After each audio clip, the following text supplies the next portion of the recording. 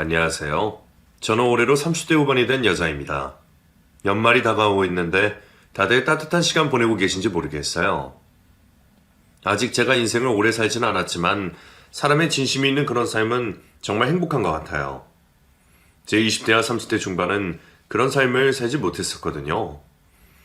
아직도 화도 나고 가슴 한편이 시려오는 그 일을 오늘 용기를 내서 꺼내보려고 합니다. 그럼 지금부터 제 이야기를 잘 들어봐 주세요. 제 인생에는 한 남자가 있었습니다. 대학교 1학년 때 알게 된 그 남자와 7년 정도 연애를 했고 결혼까지 하게 되었죠.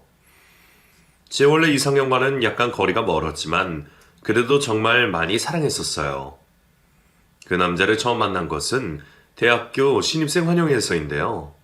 말주변 머리가 별로 없어서 뭐라고 자기소개를 해야 할지 망설이고 있을 때 저를 도와주면서 인연이 시작되었어요. 저보다 2년 선배였고 얼굴도 꽤 잘생겼는데 주변에 친구들도 많더라고요.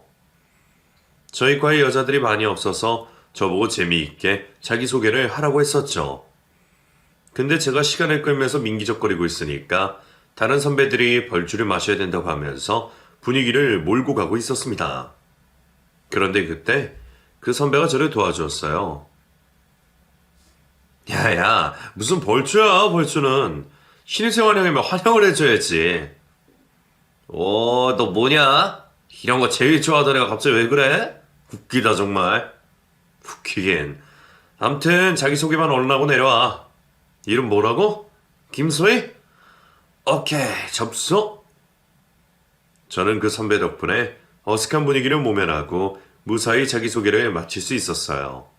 그날 다른 친구들은 벌주로 못 마시는 술을 몇 잔씩 마시기도 했고 엉덩이로 이름 쓰기 같은 것도 하고 막 그랬었거든요. 얼마나 고마운지 그 자리가 끝나자마자 그 선배에게 고맙다는 인사를 건넸습니다. 저기 선배님, 너무 감사해요. 응? 뭘? 뭐가 감사해? 난 아무것도 감사할 일을 한 게 없는데. 아니, 그냥 제가 좀 그런 걸 잘 못해서. 야, 무슨 그런 걸로 감사하냐? 특별한 거 아니니까 의무부여하지 마라. 무심한 듯 툭 내뱉는 말을 하는 그 선배가 이상하게 멋져 보이더라고요. 저는 그날 이후 그 선배를 유심히 관찰하게 되었어요. 같은 수업에도 듣고 있었기 때문에 더더욱 그 선배와 마주칠 일이 많았죠. 선배 주변에는 항상 사람들이 많이 있었습니다. 과 분위기를 이끄는 우리라고 해야 할까요? 아무튼 그 선배를 중심으로 흘러가고 있었던 것 같아요. 몇 차례의 술자리에서 자연스럽게 그 선배와 친해지게 되었어요. 그리고 제 친구는 그 선배를 짝사랑하게 되었고요. 저보다 성격이 더 퀴어하고 솔직한 그 친구는 머지않아 그 선배를 좋아한다는 티를 동네방네 다 내고 다녔습니다. 그래서 과 사람들은 제 친구가 그 선배와 마치 무슨 관계라도 된 듯이 서로를 연결해 주려고 했고 웬일인지 저는 그게 너무 신경이 쓰였었어요. 숨기는 것 없이 지내던 그 친구는 제게 말했어요. 아무래도 그 선배도 나 좋아하는 것 같아. 안 그래? 그 선배 친구가 하는 얘기 들었지? 막 나 가리키면서 잘해보라고 부끄러움 탄다고 막 그랬었잖아. 그랬어? 너도 봤잖아. 본인이 막 그렇게 이끌어가려고 하는 거. 나 그 선배 너무 좋아. 무심한 일부러 차갑게 대하는 거 너무 좋지 않아? 완전 반했잖아. 이렇게 나의 대학생활 첫 번째 연애가 시작되는 건가? 제 친구는 마치 그 선배와 사귀기라도 한 듯 제게 말하더라고요. 계속 그런 얘기를 들으니 너무 짜증이 났었는데 그 이유가 제가 아마 그 선배를 좋아했었던 것 같아요. 나중에서야 그걸 깨닫게 되었고 그걸 알게 된 순간 제 친구는 아주 많이 제게 화를 냈습니다. 저보고 배신자라느니 어쩐다느니 하면서 얘기를 하는데 왠지 조금 미안하기도 했고 그렇더라고요. 몇 달 후 그 친구는 그 선배에게 직접적으로 자신의 마음을 고백하면서 사귀자는 말을 했는데 선배는 단칼에 싫다고 했답니다. 마음에 두고 있는 사람이 있다고 하면서요. 결국 그 사람이 저라는 사실을 선배가 폭로했고 그 후로 한 달 후 그 선배는 군대를 가게 되었습니다. 그 일이 있고 나서 친구와는 완전히 관계가 멀어졌어요. 많이 충격을 받았는지 한동안 술을 마시면서 힘들어하더니 결국 수업도 제대로 나오지 않아 성적도 개판이 되더라고요. 남자 하나 때문에 친구와 이렇게 안 좋은 사이가 되고 나니 마음이 많이 힘들었어요. 하지만 사람이란 정말 신기해요. 그 친구를 그렇게 놔둔 채 저는 선배와 좋은 인연으로 시작하게 되었습니다. 선배가 군대 가기 전날 저희는 서로를 향한 뜨거운 마음을 확인했고 그 이후 저는 그 선배의 군대 면회도 자주 갔습니다. 편지와 선물도 보내주고 면회도 자주 가고 정말 그야말로 지극정성이 따로 없었죠. 선배는 웃으면서 가끔씩 얘기했어요. 고무신 거꾸로 신으면 내가 가만 안 둔다고 라면서요. 하지만 제 성격상 한 남자한테 빠진 이상 다른 사람을 쳐다보는 건 절대 불가능한 스타일이기 때문에 선배 걱정은 괜한 것이었어요. 학교에는 이미 그 선배와 제가 공식 연인으로 알려져 있더군요. 군대를 간 선배를 기다리는 후배의 여자 고무신이라는 소문이 퍼져서 저의 일거수일투족을 선배 친구들이 확인하고 그랬었죠. 얼마나 웃기던지. 제가 가끔씩 다른 남자들과 웃으며 이야기를 했다면 남친 친구들이 와서 일부러 무서운 표정을 짓고 그러더라고요. 그러던 어느 날 저와 동기인 남자애 중에 한 명이 제게 말했어요. 저기, 너 혹시 그거 알아? 네 남자친구 그 선배 말이야. 응. 오빠가 왜? 무슨 일인데 그래? 아니, 그 선배랑 동기 여자 선배 있잖아. 그 김미정. 그 선배가 저번에 네 남친 면회 가서 하루 자고 왔다더라? 너 그거 아나 해서. 뭐라고? 그게 무슨 말도 안 되는 소리야. 난 처음 듣는데.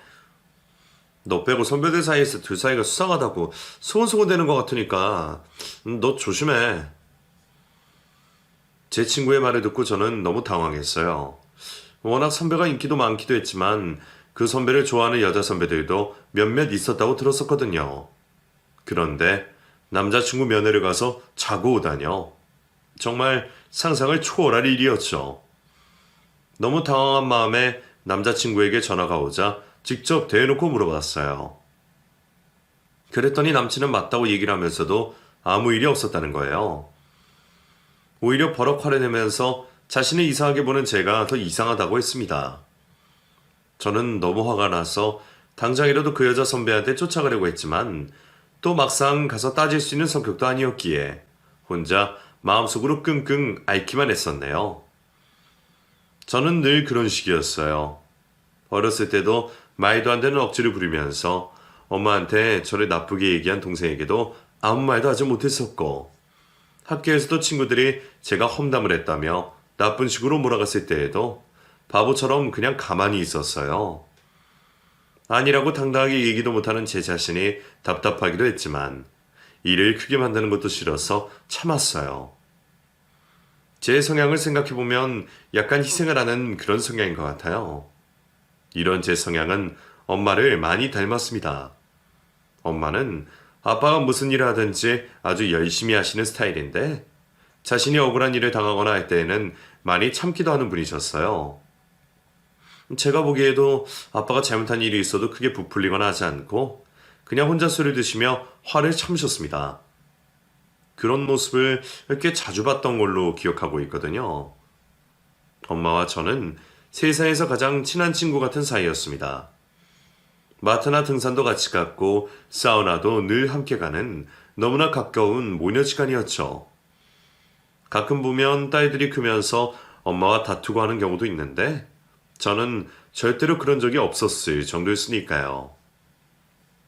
그래서 자연스럽게 제게 일어나는 모든 일은 엄마가 다 알고 계실 정도였고 대학에 들어가 남자친구가 생긴 건 역시 엄마는 알고 계셨습니다. 제 남자친구가 어떤 성향의 사람인지까지 훤하게 알고 계셨던 엄마는 사실 처음에는 조금 걱정을 하셨어요. 주변에 친구들도 많고 노는 것도 좋아한다고 하니 조금 제 남자친구로 맞지 않다고 생각하셨나 봐요. 엄마는 우리 딸이 조금 진중하고 차분한 사람이랑 만났으면 좋겠는데. 엄마, 내 남친 진중한 면도 많아. 엄마가 아직 잘 몰라서 그래. 진중한 사람이 너랑 친구 사이를 그렇게 훅 갈라놓고 바로 군대에 가버리니? 뻔히 어떻게 될 거 알면서 자기 하고 싶은 대로 훅 저질러 버린 거잖아. 엄마는 그런 사람보다는 좀 진지하고 생각이 깊은 사람이었으면 어떨까 하는데. 엄마는 남친의 성향이 조금 마음에 들지 않으셨던 것 같아요. 저와 친구 사이를 그런 식으로 한순간에 갈라놓았다고 생각하셨거든요. 저도 솔직히 그런 마음은 있었어요. 그 친구는 몇 안 되는 과 여자아이들 중에 굉장히 친해진 친구였거든요. 제가 부족한 것도 많이 도와주려고 노력했고 서로 미래에 대한 얘기도 하면서 잘 다녔었는데 그 친구와 멀어진 것이 왠지 조금 아쉽기도 했습니다. 사실 제가 남자 하나 때문에 친구와 멀어지게 될 것이라고는 상상도 하지 못했었고요. 하지만 이미 지난 일이 되어버렸고 저는 아쉬운 마음은 접어두고 연애를 했습니다. 그리고 2년여의 시간을 기다린 끝에 남친이 제대를 했죠. 저는 그동안 못 만나고 그리워했던 남친을 매일같이 만났습니다. 그러면서 예전에 남친에게 휴가를 가서 1박을 하고 왔던 여자 선배와도 자리를 함께 하게 되었죠. 남친은 정말 그 선배와 굉장히 친한 사이인 것 같더라고요. 여자친구인 제가 있어도 장난처럼 어깨동무도 하고 수위가 높은 말장난도 서스럼 없이 쳤어요. 예전 일도 있고 좋지 않은 감정에 그런 모습까지 보니 더 이상 참을 수가 없어서 저희는 크게 다투게 되었습니다.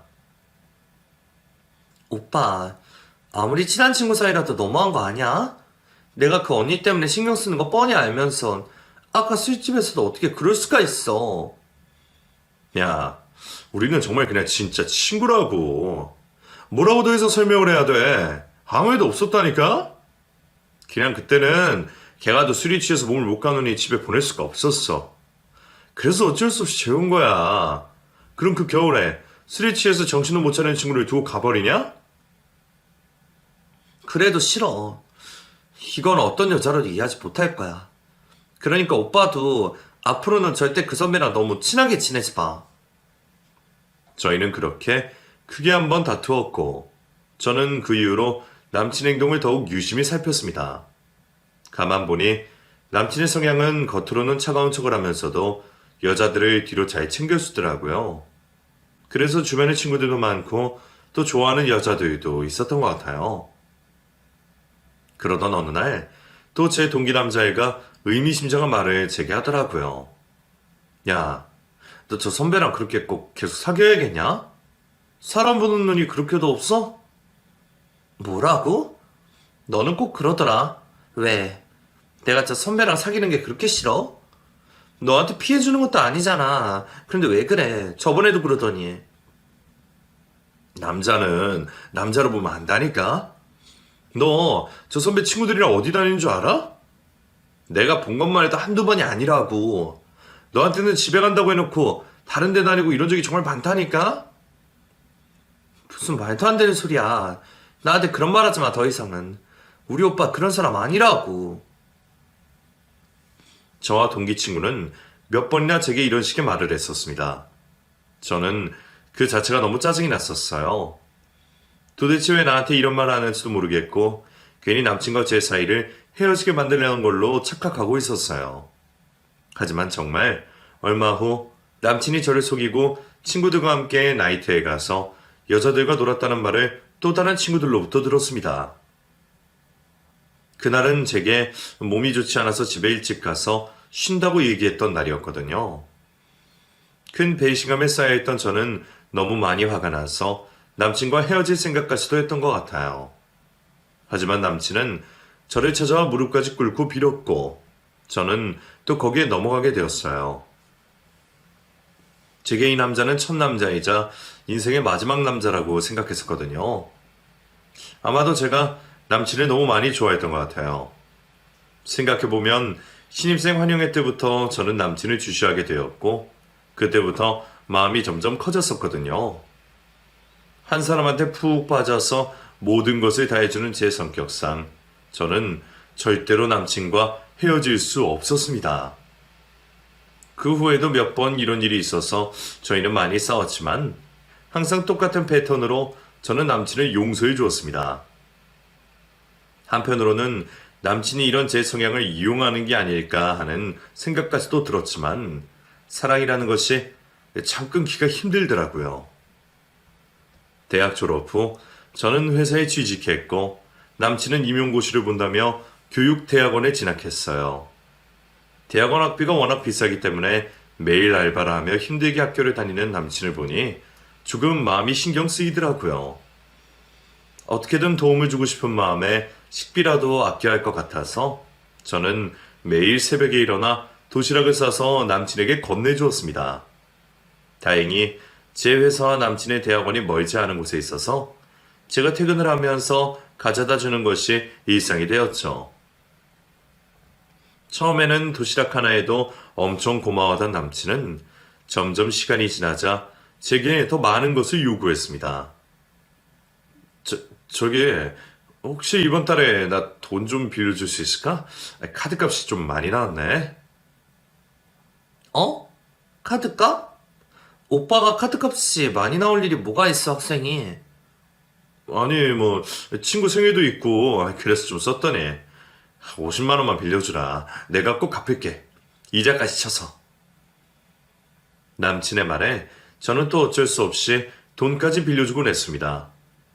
아무 비밀이 없던 엄마와 저 사이에서 남친으로 인해 자꾸만 비밀을 만들어가는 것 같아 왠지 저는 마음이 좋지 않더라고요. 가끔씩 엄마도 남친에 대해 물으시긴 했지만 저는 이런 속내까지 다 말씀드릴 수는 없었습니다.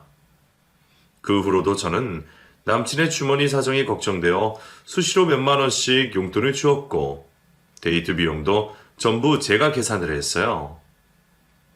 남친은 그게 당연한 듯 부모에게 용돈 달라듯이 제게 손을 내밀었는데 그렇다 보니 제 주머니 사정까지 안 좋아지게 되었던 것 같아요. 그러던 어느 날 남친은 결혼에 대한 이야기를 꺼내더군요. 자신의 엄마가 빨리 결혼을 하라고 하신다면서요.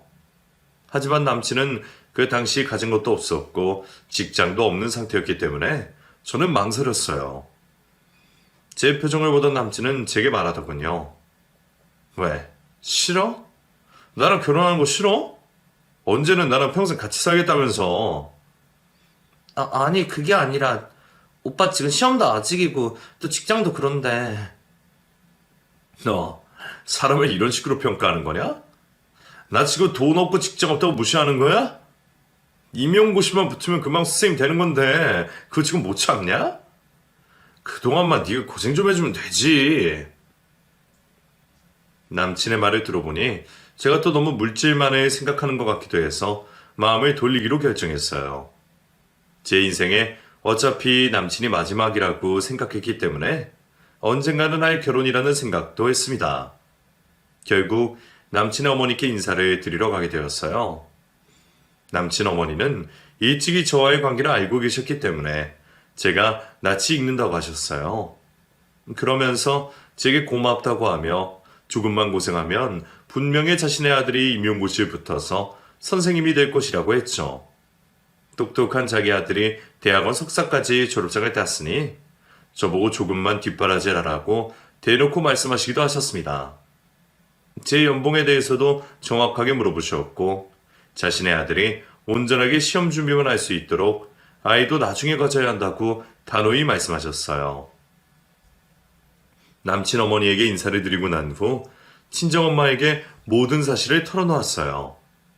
친정엄마는 제 말을 들으신 후 평소답지 않게 불같이 화를 내시면서 제게 말씀하셨어요. 아니, 지금 직장도 마련되지 않았는데, 결혼부터 하고 나한테 돈을 벌라고? 나는 그게 무슨 심보인지 모르겠다. 엄마가 옛날 사람이라서 그런 건가? 남자가 가정을 책임질 경제력이 있어야 한다고 생각하는데. 엄마, 그게 있잖아. 우리가 워낙 오래 사귀기도 했고 연애하고 그러는 것보다 안정적으로 결혼해서 시험 준비하면 더 잘 될 수도 있고 그렇잖아. 만약 시험 안 되면 직장에 취직해도 되는 거고. 엄마 허락해줘. 어쩔 수 없이 엄마는 울며 겨자 먹기로 제 결혼을 허락해 주셨어요. 뭐 하나 번듯하게 준비된 것 없는 작은 결혼식이었지만 그래도 저는 앞으로 행복한 날만 있을 줄 알았죠. 워낙에 오래 사귀어왔기 때문에 남친에 대해서 모든 것을 잘 알고 있다고 생각하기도 했고요. 하지만 결혼 이후 남편과 사는 생활은 점점 지쳐만 갔습니다. 신혼 초부터 남편은 시험 준비를 한다고 거짓말을 하고 나서 친구들과 함께 나이트클럽에 가서 노는 것을 저한테 들켰거든요. 이걸 말해준 사람이 제 대학 동기 남자였는데요. 그 친구는 대학교 다닐 때부터 종종 남편에 대한 것을 이야기하며 헤어지라고 했던 친구였어요. 자신이 생일 파티를 하러 간 나이트클럽에서 제 남편을 보았다고 하면서 지금 이럴 시기가 아닌 것 같아 말해준다고 했습니다. 저는 또 이런 문제로 화가 난 것이 정말 싫었어요. 연애를 할 때부터 이런 문제로 몇 번이나 싸운 적이 있었잖아요. 그런데 결혼하자마자 그것도 신혼 초에 이러다니 이게 말이 되는 건가요? 더군다나 저는 생활비를 벌려고 뼈 빠지게 일을 하고 야근을 해서 수당까지 챙기고 있는데 말이죠. 기가 막힌 남편의 모습에 실망감을 감추지 못하고 그날 또 남편과 대판 싸움을 하게 되었습니다. 여보, 당신 정말 구제불능이구나. 시험이 얼마나 남았다고 또 나이트를 가서 놀아. 어떻게 그럴 수가 있어? 뭐? 너 이거 누구한테 들은 거야? 나 미행이라도 한 거냐? 아니, 지금 그게 중요해? 그래, 종민이가 얘기해줬다. 박종민이 당신 봤대. 나이트클럽에서 여자들이랑 같이 신나게 노는 거. 아, 그 자식 정말. 야, 그 자식은 대학교 다닐 때부터 그러더니 아직도 그러냐? 나쁜 놈. 그럼 너 좋아하는 거 아니냐? 아직도 시시콜콜 그런 걸 얘기하고 그런 거 보면 분명 둘이 뭔가가 있어. 남편은 오히려 제 대학 동기와 제 사이를 의심하며 당당한 태도를 취하더군요. 얼마나 어이가 없던지. 이런 사람인 줄 알았다면 결혼을 하지 말 걸 그랬나 봅니다. 시간이 지나고도 제 화는 풀리지 않았어요. 남편도 그 이후로 미안하다는 사과도 없이 지냈고 저희는 약 3주간 서로 같은 집에 살면서도 모르는 척 말도 안 하고 지내게 되었죠. 남편은 그 기간 동안 혼자 밖에서 밥을 먹고 오고 술에 취해서 들어오기도 했습니다. 저는 그래도 남편이 시험에만 집중할 수 있도록 최대한 배려해 주었어요. 얼마 남지 않은 시험을 꼭 붙어야 직장을 얻을 수 있을 테니까요. 풀리지 않는 화를 꾹 억누르며 먼저 손을 내밀었고 남편은 기다렸다는 듯 제게 밥을 차려달라며 어린아이처럼 굴었습니다. 그리고 얼마 후 임용고시가 치러졌고 남편은 불합격을 했어요. 내년에도 또 불합격을 했고 4년 동안 계속된 시험에서 저와 남편 모두가 점점 지쳐가고 있었습니다. 매일 이른 새벽에 일어나 하루 종일 공부할 남편을 위해 밥을 하고 도시락까지 싸주었는데 이런 결과가 오니 앞이 캄캄하더라고요. 남편은 결국 시험을 도저히 보지 못하겠다며 스스로 포기하게 되었고 새로운 직장을 찾는다고 하더군요. 그런데 사람이 취업 시기를 놓치게 되니까 받아주는 회사가 정말 많이 없더라고요. 몇 군데의 원서를 써내고 친구들을 통해 면접도 봤지만 결국 남편이 원하는 회사는 아무 데도 없었습니다. 자책하던 남편은 매일을 술로 보냈고 가정의 경제는 관심도 없었죠. 일은 안 하고 하루 종일 빈둥대는 남편에게 짜증을 내던 그때 제 뱃속에 아이가 찾아왔습니다. 속이 더부룩하고 감기 기운이 있는 것 같다 했더니 그게 바로 임신 증상이었던 거예요. 임신 초기에 입덧도 심한데 회사를 다니려니 아주 죽겠더라고요. 그렇다고 아무 벌이도 없는데 당장 회사를 쉴 수도 없는 노릇이었고요. 이럴 때 남편이 번듯한 직장을 갖고 있었다면 얼마나 좋을까 하는 생각도 했던 것 같아요. 친정엄마 역시 제가 고생하는 모습을 보기 안쓰러워하셨고요. 하지만 시모의 생각은 달랐어요. 오로지 자신의 아들밖에는 보이지 않는 분이셨죠. 맨날 자신의 잘난 아들 생각뿐이었고 오히려 저를 많이 무시하셨습니다. 넌 어떻게 된 애가 생각도 없는 거니? 지금 우리 아들 힘들어하고 있는 판국에 임신이라니. 어떻게든 한 푼이라도 더 벌어서 우리 아들 시험 더 보게 하지는 못할 망정. 네? 어머님, 이미 4년이나 시험을 봤는데 어떻게 더 준비해요? 저도 할 만큼 했다고요. 지난 기간 동안 생활비 벌어서 이 가정 이끈 사람 저잖아요. 뭐야? 그래서 지은 뉴스 했더니? 따지고 들면 너 같은 애보다 그 미정이라는 애가 훨씬 낫지 뭘 그러냐. 걔는 벌써 대학원 졸업하고 선생님 됐다고 하던데 꼴랑 대학교만 졸업해서 작은 회사 하나 다니는 주제에 우리 아들이 무시하고 유세를 떨어? 시몬은 남편과 대학 동기인 그 여자 선배 이야기를 하시며 제게 막말하시더군요. 안 그래도 예전부터 저는 미정이란 여자 선배가 마음에 들지 않았었는데 시모까지 그런 말을 하니까 화가 막 거꾸로 솟는 것 같더라고요. 입덧 때문에 고생하며 회사 다녀서 자기 아들까지 벌어먹여 살리고 있는 며느리한테 시모는 정말 못할 말을 많이 하셨습니다. 그 때문이지 남편은 제게 고마워하는 마음을 갖지 않는 것 같았어요. 어느 순간부터 너무나도 당연한 일이 되었고 자신이 돈을 조금 버는 일은 엄청나게 큰 일이 되어 있었죠. 결국 보다 못한 친정엄마가 제 남편을 찾아갔고 남편은 집 근처 편의점에서 알바를 시작하게 되었습니다. 아이가 태어나고부터 친정엄마는 모든 것에서 조심하라고 말씀하셨어요. 행동 하나하나가 아이가 다 보고 배울 수 있다고 하면서요. 그리고 아이까지 낳은 이상 남편에게 함부로 하지도 말고 아이의 미래를 위해 웬만하면 다 참고 살라고 하셨죠. 저도 그런 마음을 갖고 되도록이며 화도 내지 않으려고 했고 남편에 대해서 좋게 생각하려고 했습니다. 남편은 아이가 태어났음에도 자신이 항상 더 중요했고 자신의 즐거움이 우선이 되었었어요. 편의점 일이 끝나고 나면 꼭 술을 마셨고 직장에 다니는 친구들과 함께 나이트도 다니고 여행도 다녔어요. 타들어가는 제 속보다 그래도 아이가 더 중요했기에 최대한 남편에게 좋게 말하면서 지냈습니다. 하지만 남편은 제가 생각한 것처럼 그렇게 변화하지 않았어요.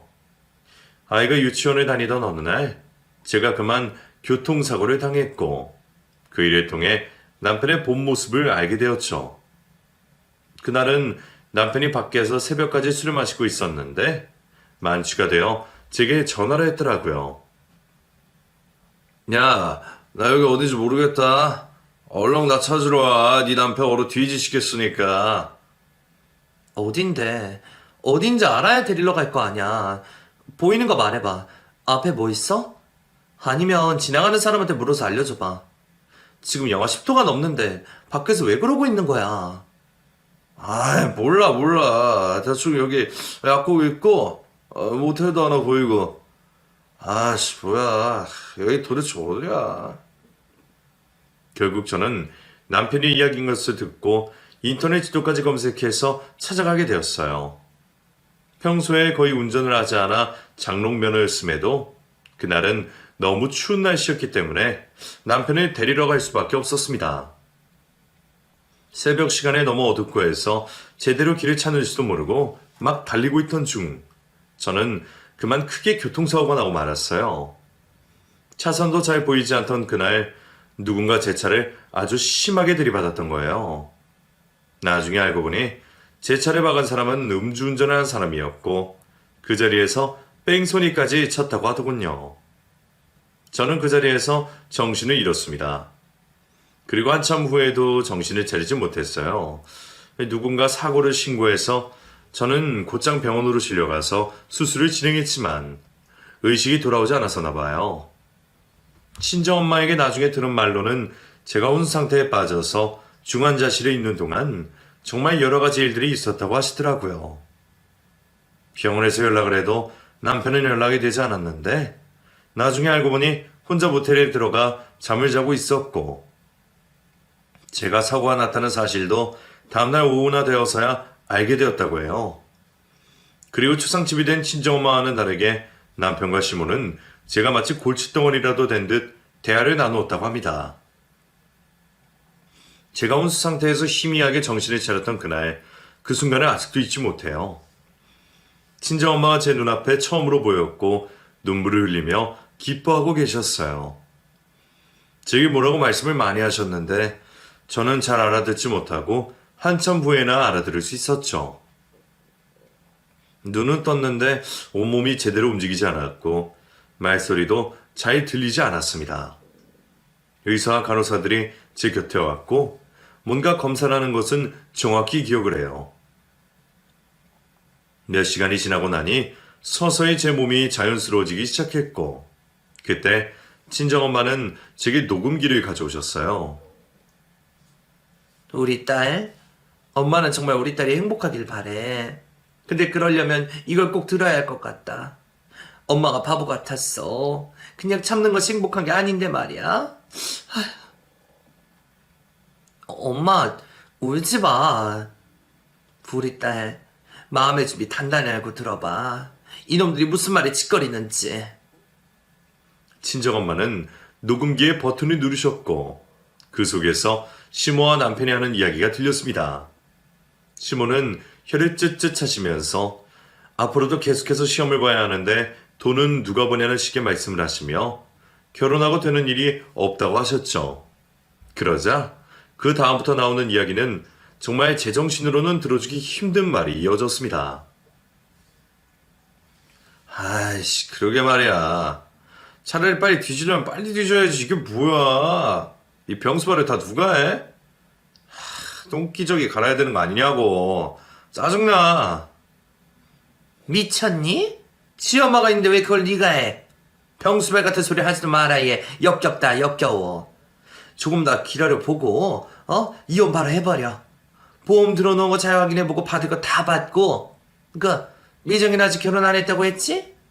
저번에 만났다며. 여전해? 여전히 너랑 둘이 잘 맞아? 그럼 엄마. 미중이야 뭐 언제든 내가 외롭다고 보고 싶다고 하면 만나주는 애니까. 얘 안 깨어나면 바로 재혼 준비해야죠. 딱 한 달 정도만 기다려 볼까봐.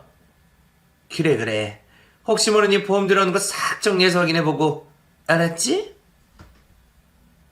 시모와 남편은 혼수 상태로 침대에 누워있는 저를 두고 이런 말들을 하고 있었어요.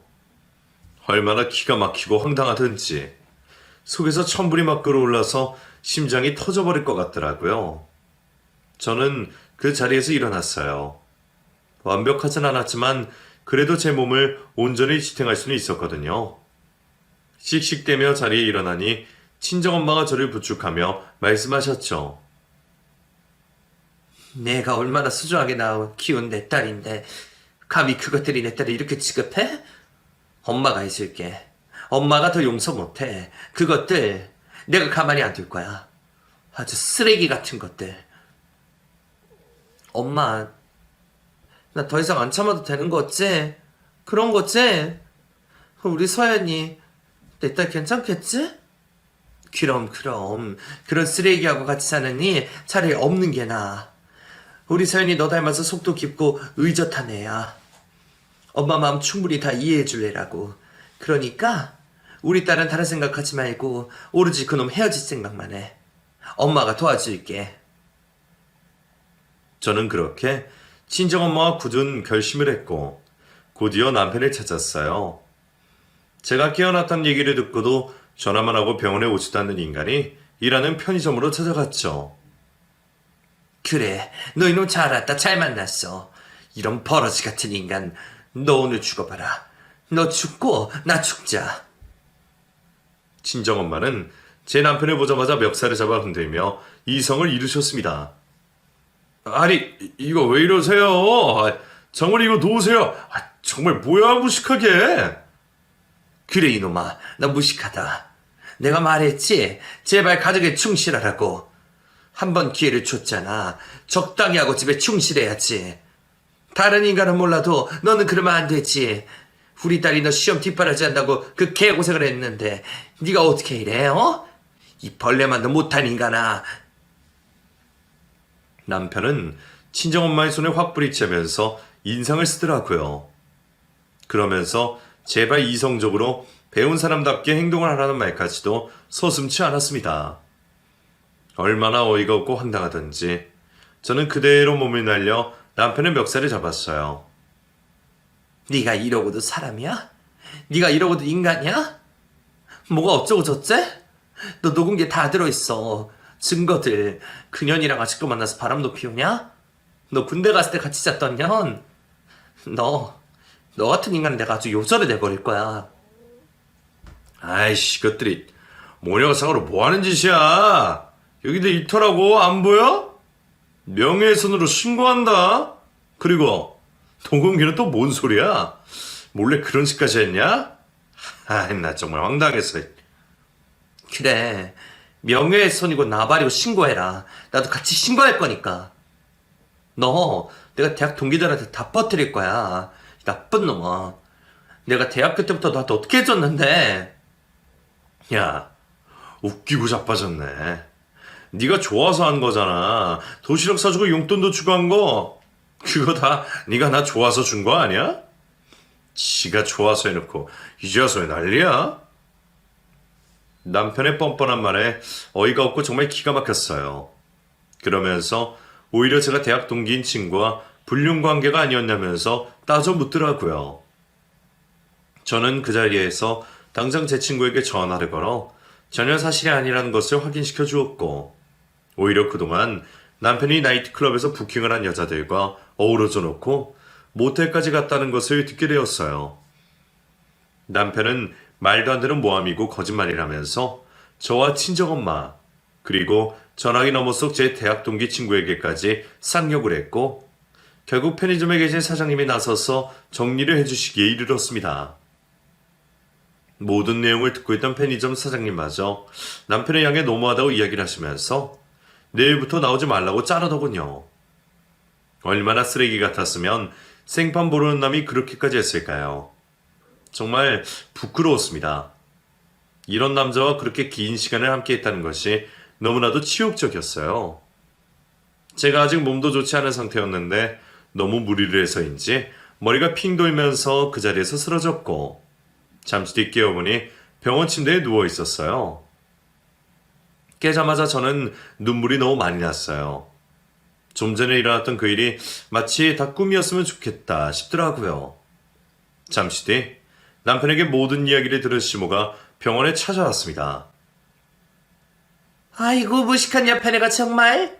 당신이 뭔데 우리 아들 일하는데 찾아가서 그렇게 개망신을 줘? 똑똑한 우리 아들 사이 대접도 제대로 안 해준 옆에네가? 뭐? 여기가 어디라고 기와서 그런 개 잡소리를 하는 거야. 너네 둘 내가 가만 안 둬. 여기 니네가 병실에서 짓거린 얘기들 다 녹음해 두었으니까 그런 줄이나 알아라. 보험금, 병수발? 이런 쓰레기 같은 것들. 지 아들 바람 피우는 거 아주 잘했다고 칭찬이나 해주는 년이 무슨 자식을 키운다고. 어머 세상에나, 이 옆에는 말하는 것 좀 보게나? 세상 무섭다 무서워. 별꼴이야 정말. 녹음기를 왜 설치해? 너네 스토커냐? 병 있어? 하도 사람 같지 않은 짓을 하고 다니니까 내가 그러지. 사람 같았으면 그러냐? 내가 네 아들 바람 피우는 거 알고도 눈 감아준 사람이야. 가정 지키라고. 자식 낳고 사는데 혹시나 나 때문에 방해될까봐. 근데 이건 무슨 엄마란 년이? 친정엄마와 시모는 그 자리에서 서로의 머리채까지 붙들고 싸움이 벌어졌습니다. 저는 말릴 힘도 없었고 정신적인 여유도 없었어요.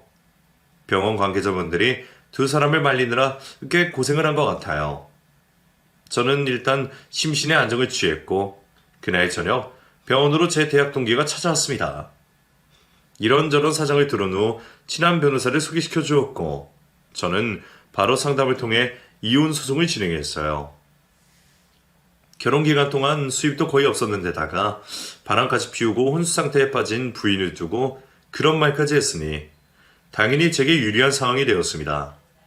게다가 남편의 대학 동기이자 제게도 선배인 그 여자에게도 상간녀 소송을 해서 위자료를 받을 수 있었어요. 그리고 이 소식은 대학 동기들 사이에 모두 소문이 나게 되었습니다. 남편은 그야말로 공공의 적이 되었고, 남편과 대학교에 다닐 때부터 계속해서 저 모르게 관계를 지속해왔던 그 여자 선배도 욕을 바가지로 먹었죠. 이런 짓을 하고 다니는 사람이 임용고시를 합격해서 선생님이 되었다면 정말 가관도 아니었겠어요. 요즘은 학교 빈 교실에서도 불륜을 저지른 교사들이 있다고 기사에 뜨던데, 아마 남편이 그보다 먼저 했을 수도 있었겠네요. 이혼 소송 중에 저는 짐을 싸서 아이를 데리고 친정에 왔습니다. 더 이상 단 한순간도 그 인간의 얼굴을 보기도 싫었으니까요. 아이에 대한 애정도 별로 없던 남편은 제가 아이를 데려가든 말든 신경도 안 쓰고 저보고 오히려 생활비를 내놓으라고 큰소리 쳤어요. 야, 너 때문에 나 직장에서 잘린 거니까 생활비 꼬박꼬박 입금해라, 알았냐? 뭐 또 이런 거지 같은 소리를 해? 당신 미쳤어? 이제는 뭐 남편한테 그지라고 하고 아주 난리도 아니구만. 너 때문에 내가 일 못하는데 그럼 네가 나한테 돈을 줘야지 누가 주냐? 잔말 말고 돈이나 입금해. 참나, 쓸데없는 소리 짓거리지 말고 너 위자료랑 앞으로 애 양육비 줄 생각하면서 어디 공사판 노가다라도 뛰어, 알겠냐? 너 같은 인간하고 바람핀 그년도 정말 대단하다, 대단해. 저는 그지 같은 그 집에서 결국 나오게 되었는데 기분은 오히려 상쾌했습니다. 이제 더 이상 그 사람으로 인해서 울지도 않을 것이라 그 집을 나오면서 다짐을 했고요. 눈물 한 방울도 아깝지 않은 사람이니까요.